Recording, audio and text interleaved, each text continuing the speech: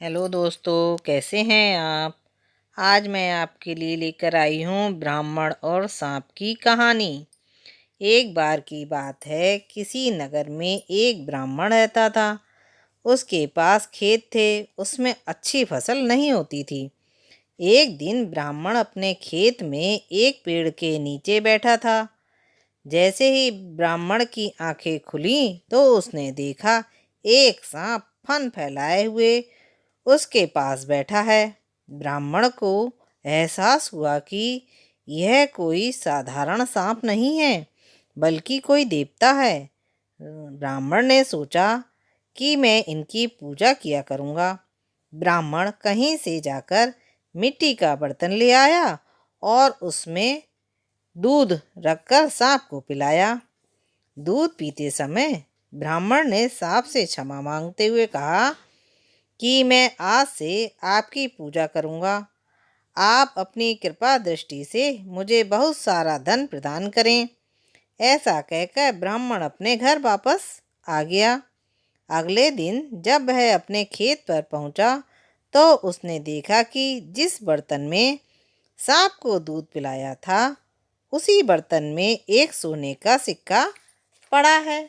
ब्राह्मण ने वो सिक्का उठा लिया। अब ब्राह्मण रोज सांप की पूजा करने लगा और सांप रोज उसे एक सोने का सिक्का देने लगा।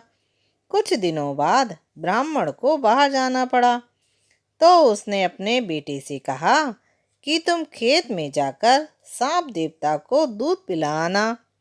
पिता की बात मानकर ब्राह्मण का बेटा खेत पर गया और सांप के बर्तन में दूध रख आया। अगले दिन जब वह सांप को दूध पिलाने गया तो उसने देखा कि वहाँ सोने का सिक्का रखा हुआ है। ब्राह्मण के बेटे ने वो सिक्का उठा लिया और मन ही मन सोचने लगा कि जरूर इस सांप के बिल में सोने का भंडार है। उसने सांप के बिल को खोद दिया, लेकिन कुछ भी नहीं मिला। तो उसने सोचा कि जब सांप दूध पीने आएगा तो मैं उसे डंडे से मार दूंगा। लड़के ने ऐसा ही किया, लेकिन जैसे ही उसने सांप के सिर पर डंडा मारा तो वह मरा नहीं, बल्कि गुस्से से भरकर उठा। सांप ने क्रोध में उस लड़के के पैर में काट लिया और लड़का उसी समय मर गया। ब्राह्मण जब लौटा तो उसे ये जानकर बहुत दुख हुआ। बच्चों, लालच का फल बुरा होता है, इसलिए लालच नहीं करनी चाहिए। आपको मेरी कहानी कैसी लगी? अच्छी लगी तो सब्सक्राइब कीजिए, लाइक कीजिए, शेयर कीजिए। फिर मिलेंगे नई कहानी के साथ। बाय।